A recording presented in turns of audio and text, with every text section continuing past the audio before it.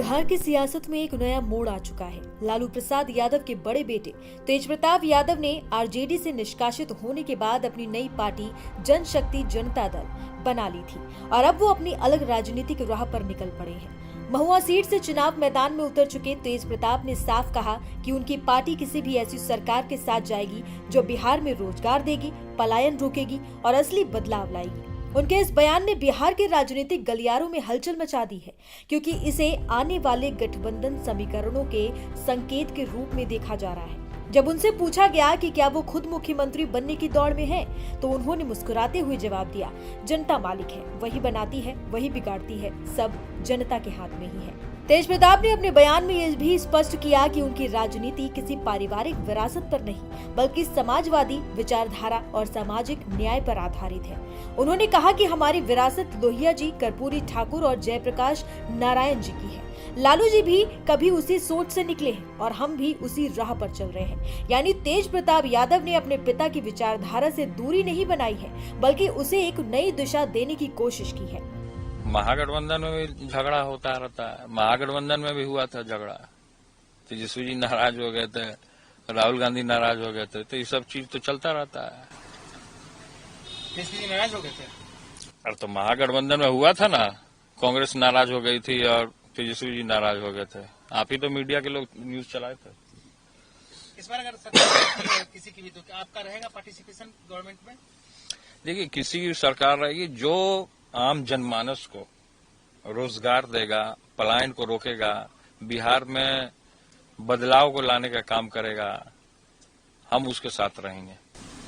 एक single MLA भी झारखंड में मुख्यमंत्री बना था, तो क्या अगर ऐसी स्थिति आती है तो क्या तेज प्रताप यादव जी लालू यादव जी की विरासत को आगे बढ़ाएंगे मुख्यमंत्री बनकर? देखिए, वो तो बात की बात है। जनता मालिक है, जनता बनाती है, बिगाड़ती है, वो जनता के हाथ में है। और क्या विरासत है, नई विरासत है, विरासत तो लोहिया जी की है, कर्पूरी ठाकुर जी की है, जननायक जयप्रकाश नारायण जी की है, और उसी से तो लालू जी भी निकले हैं। तो विचारधारा है सामाजिक न्याय, संपूर्ण बदलाव, संपूर्ण क्रांति, जो जयप्रकाश नारायण जी ने जो आगे बढ़ाने का काम किया, तो उसी विचार को लालू जी बढ़ा रहे हैं। वही विचार है। आपको अगर मुख्यमंत्री बनने का मौका मिलेगा तो बनेंगे? अब देखिए, हमारे पिता ने खुद कहा है कि अगर हमको प्रधानमंत्री बनने का मौका मिलेगा तो क्यों गवाएगा, तो मुख्यमंत्री बनने का मौका मिलेगा तो क्यों कोई गवाएगा।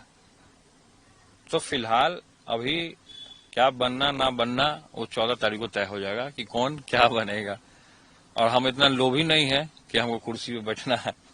इसी बीच बीजेपी सांसद रवि किशन ने तेज प्रताप की तारीफ करते हुए उन्हें नेकदिल इंसान और भोलेनाथ के भक्त बताया और कहा कि बीजेपी का दरवाजा उन सब के लिए खुला है जिनका उद्देश्य सेवा है। इस बयान ने और संकेत दे दिए हैं कि तेज प्रताप की राजनीतिक यात्रा अब किसी भी दिशा में मुड़ सकती है। बिहार में पहले चरण के मतदान में 64.66% की रिकॉर्ड वोटिंग हुई है और सभी दल अपनी अपनी जीत का दावा कर रहे हैं। लेकिन इस बार सुर्खियों में सबसे ज्यादा तेज प्रताप यादव है, क्योंकि उन्होंने न सिर्फ आरजेडी से अलग राह चुनी है, बल्कि बिहार की राजनीति में एक नई पहचान बनाने की ठान ली है। तेज प्रताप अब सिर्फ एक उम्मीदवार नहीं है, बल्कि जनता का सिपाही बनने का दावा कर रहे हैं। उनकी पार्टी जनशक्ति जनता दल बिहार की सियासत में किस भूमिका में नजर आएगी, ये तो नतीजे ही बताएंगे। लेकिन इतना तय है कि अब बिहार की राजनीति में एक नया चेहरा, नई पार्टी और नई सोच की एंट्री हो चुकी है। वहीं आपको बता दें कि एक सभा को संबोधित करते हुए उन्होंने अपने छोटे भाई तेजस्वी यादव पर भी तंज कसा। सुनिए उन्होंने क्या कुछ कहा। जो भाई का नहीं हुआ जनता का कैसे हो सकता है? जब आदमी आगे बढ़ रहा होता है तो एक बात ध्यान रखिएगा, उसको पैर खींचने वाला उसका अपना आदमी नहीं होता है। जो आदमी पैसा के पीछे भागा वो बर्बाद हुआ। ये बात सही है कि नहीं?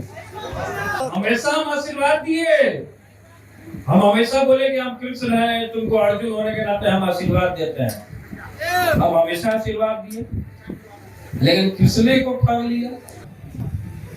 जो भाई का नहीं हुआ जनता का कैसे हो सकता है? जो भाई का नहीं हुआ, हमेशा हम आशीर्वाद दिए, हम हमेशा बोले कि हम कृष्ण हैं, तुमको अर्जुन होने के नाते हम आशीर्वाद देते हैं। हम हमेशा आशीर्वाद दिए, लेकिन किसने को ठग लिया? जड़चंदुआ सब मिल गया, दुर्योधन सब मिल गया। कृष्ण भगवान क्या किए? 5 ग्राम मांगने गए थे पांडवों के लिए हस्तिनापुर। क्या हुआ सभाओं में? दुर्योधन बोला कि इस ग्वाले को बांध दो, तो भगवान ने विराट रूप दिखाया। तो विराट रूप दिखाए ना, हेलीकॉप्टर उतारे यहाँ आप दिखाए अपना ताकत, जनता आया, एकजुट हुआ। हमको बोला अरे उसका सभा में भीड़े नहीं है, ई नहीं है। जलने लगा सब। जो जमीन से जुड़ा हुआ रहेगा, जो गरीब गुरबा का बात करेगा, उसको ये लोग शुरू से ये रिवाज रहा है, ये उन लोग का स्ट्रैटेजी रहा है कि इसको दबा दो, दबा करके रखने का काम किया। उतार चढ़ाव राजनीति में आता है। जब आदमी आगे बढ़ रहा होता है तो एक बात ध्यान रखिएगा, उसको पैर खींचने वाला उसका अपना आदमी होता है। हम ये भी बता देते हैं कि राजा जो होता है आंख से अंधा, कान का बहिरा, मुंह का गूंगा होता है। उसको बताने वाले उसके सलाहकार होते हैं। जब चाटुकार सलाहकार इर्द गिर्द मंडराए तो ऐसे राजा का पतन हो जाता है, बुद्धि और विवेक का नाश हो जाता है। इसीलिए आप लोग को कहा जा रहा है कि एकजुट होकर के 8 नंबर के सामने ब्लैक बोर्ड पे बटन दबाना है कि नहीं दबाना है? हाथ उठाइए। अच्छा एक बात बताइए कि यहाँ हमारा जो ब्लैक बोर्ड है, वो ब्लैक बोर्ड पे कितना लोग पढ़ाई किया? हाथ उठाइए तो, हाथ उठाइए कितना लोग पढ़ाई किया? यहाँ मीडिया के लोग नहीं उठा रहे, यानी पढ़ाई नहीं किया। सब लोग पढ़े हैं, सब लोग पढ़े ना जी, शिक्षा लिए हैं। मीडिया के लोग मास कॉम किए होंगे तो वहाँ पे इनके टीचर ब्लैक बोर्ड पे पढ़ाएंगे। मोदी जी पढ़े होंगे गुरुकुल में या पाठशाला में पढ़ेंगे तो वहाँ भी ब्लैक बोर्ड मिला होगा। तो मोदी जी भी तो पढ़ के यहाँ ब्लैक बोर्ड पे आए हैं। कोई भी देश का नेता हुआ सब ब्लैक बोर्ड पे पढ़ा है। तो ब्लैक बोर्ड जो है शिक्षा का है, शिक्षा का प्रतीक। और शिक्षा की स्थिति बिहार में चरमराया हुआ। स्कूल में देख लीजिए, टीचर बच्चा खेल रहा है, कूद रहा है, और टीचर है कि लावाला पूरा खैली बना रहा है। बनाने में मस्त है वो। क्योंकि शिक्षा जो है ग्राफ गिर चुका है। और यहाँ 5 साल में, और यहाँ पे आप देख लीजिए, और जगह आप देख लीजिए। जैसे कि हम एक उदाहरण के तौर पे हम आपको बता देते हैं कि हम वैशाली के महुआ में जब वहाँ के विधायक कम उम्र में जब हम चुने गए थे तो वहाँ के लोगों से हमने वादा किया था कि महुआ में हम मेडिकल कॉलेज बनाने का काम करेंगे।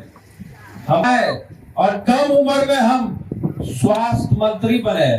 और हमने कैबिनेट में ये फैसला लिया कि हमने तो जनता से वादा कर दिया था विधायक बनने से पहले कि मेडिकल कॉलेज हम बना के देंगे। कैबिनेट में हमने वादा पूरा किया, मेडिकल कॉलेज देने का काम किया। बहुत सारे नेता लोग आते हैं, लंबा चौड़ा वादा करते हैं कि हम ये भी कर देंगे, हम वो भी कर देंगे। लेकिन जब सरकार बन जाती है, चुनाव जीत जाते हैं,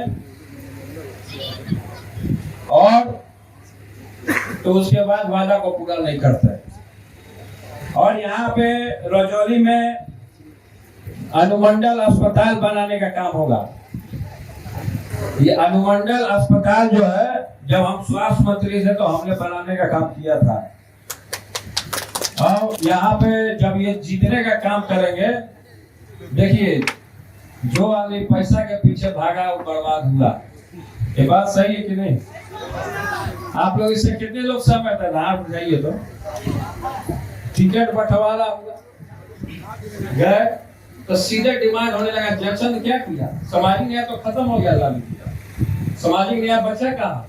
जैक्सन सब कब्जा कर लिया। उसी का भुगतभोगी हम भी हैं, उसी परिवार से आए। लेकिन हमारे साथ क्या हुआ? जो भाई का नहीं हुआ जनता का कैसे हो सकता है? तो भाई का नहीं हुआ। हमेशा हम आशीर्वाद दिए, हम हमेशा बोले कि हम कृष्ण हैं, तुमको अर्जुन होने के नाते हम आशीर्वाद देते हैं। हम हमेशा आशीर्वाद दिए, लेकिन कृष्ण को ठग लिया। जड़चंदुआ सब मिल गया, दुर्योधन सब मिल गया। कृष्ण भगवान क्या किए? 5 ग्राम मांगने गए थे पांडवों के लिए हस्तिनापुर। क्या हुआ सभाओं में? दुर्योधन बोला कि इस ग्वाले को बांध दो, तो भगवान ने विराट रूप दिखाया। तो विराट रूप दिखाया ना, हेलीकॉप्टर उतारे ना, अब दिखाए अपना ताकत। जनता आया, एकजुट हुआ, हमको बोला अरे उसका सभा में भीड़े नहीं है, ई नहीं है, तो जलने लगा सब। जो जमीन से जुड़ा हुआ रहेगा, जो गरीब गुरबा का बात करेगा, उसको ये लोग शुरू से ये रिवाज रहा है, ये उन लोग का स्ट्रेटेजी रहा है कि इसको दबा दो, दबा करके रखने का काम किया।